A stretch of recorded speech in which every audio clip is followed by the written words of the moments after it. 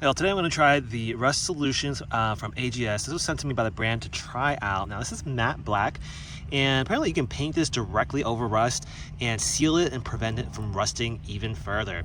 So I got my trampoline here and it's starting to rust here, especially on the joints and edges. I'm just going to apply that and then see how that looks afterwards.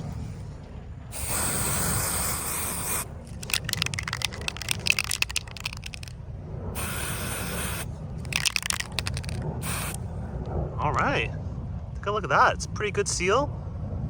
Now this is supposed to dry to the touch within 20 minutes, and then it'll thoroughly dry in 3 to 4 hours, and then within 8 to 12 hours it's a fully cured. So that's a pretty fast cure time. We'll see how it turns out after, I'll just wait a day and then check it out tomorrow. A day later, and I'd say that this is pretty dry. It's looking pretty good, no rust. So I'm glad that I received this from the brand to try out, and I hope you all found this helpful.